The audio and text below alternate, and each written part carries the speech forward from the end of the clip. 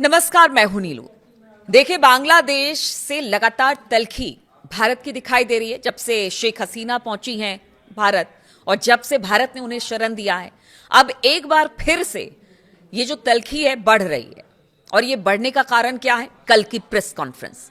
जी हाँ, बांग्लादेश में हिंसक छात्र आंदोलन के बाद शेख हसीना की सरकार के तख्तापलट के बुधवार के बाद से बुधवार 5 अगस्त को 2 साल पूरे हुए हैं तख्तापलट को।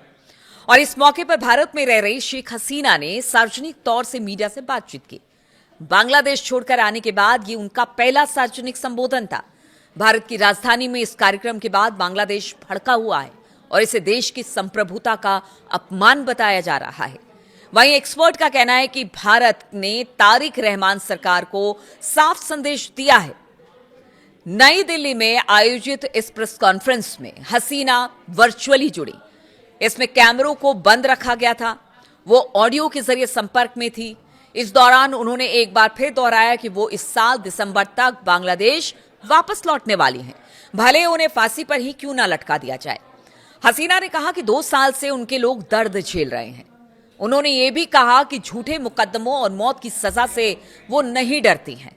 हसीना के संबोधन पर बांग्लादेश के तारिक रहमान सरकार जो है अब तिलमिला गई है। बांग्लादेश के विदेश मंत्रालय ने एक बयान में कहा कि वो इस बात से बहुत नाराज है कि नरसंहार की दोषी शेख हसीना को दिल्ली में मीडिया से संवाद करने की अनुमति दी गई। बांग्लादेश ने इसे देश की संप्रभुता और जुलाई विद्रोह में मारे गए लोगों का अपमान बताया। बांग्लादेश ने यह भी कहा कि हसीना का खुलेआम मीडिया को संबोधित करके बांग्लादेश और भारत के रिश्तों के लिए हानिकारक बताया है। यानी वो इसका दुहाई दे रहे हैं कि देखिए, ये रिश्ते अगर बांग्लादेश से आपको अच्छा बनाना है तो आपको ये सब बंद करना पड़ेगा। वो भारत को चेता रहे हैं। लेकिन इस बीच एक्सपर्ट इस घटनाक्रम को भारत बांग्लादेश के रिश्तों में नए अध्याय के रूप में देख रहे हैं।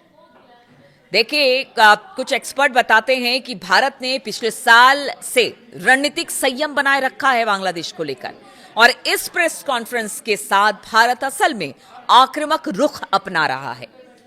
सोशल मीडिया प्लेटफॉर्म एक्स पर उन्होंने कहा, कुछ एक्सपर्ट्स ने, कि फरवरी में चुने जाने के बाद तारिक रहमान को रेड कारपेट स्वागत का प्रस्ताव दिया गया था भारत की तरफ से, जिसे तारिक रहमान ने ठुकरा दिया।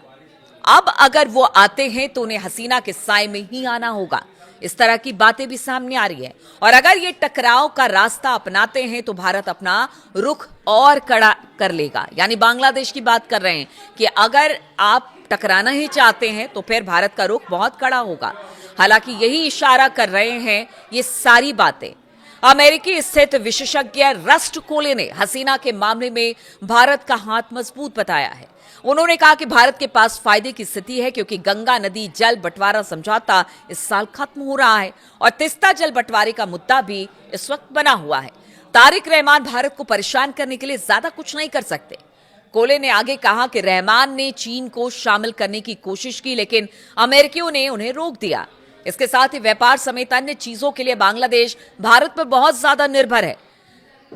भौगोलिक और अपनी मजबूरियां भी उसकी अपनी है। तो आप ऐसे सिचुएशन में समझिए कि वो भारत का कितना विरोध कर सकता है बांग्लादेश। और यही वजह है कि अब भारत आक्रामक हो गया है। अब तक बांग्लादेश के मुद्दे पर वो बिल्कुल चुप था। शेख हसीना को पनाह देने पर लगातार बांग्लादेश की तरफ से बयान आते रहे, लेकिन अब भारत ने आक्रामक रुख अपनाया है। और कल जिस तरह से शेख हसीना ने अपनी एक प्रेस कॉन्फ्रेंस की और उन्होंने कहा कि दिसंबर में वो बांग्लादेश जा रही हैं, चाहे उन्हें फांसी पर ही क्यों ना लटका दिया जाए, तो ये एक तरह से कह लीजिए कि भारत की तरफ से ये बताने की कोशिश है कि देखिए, अगर आप कड़ा संदेश देने की कोशिश करेंगे तो भारत उससे भी कुछ कड़े कदम उठाएगा।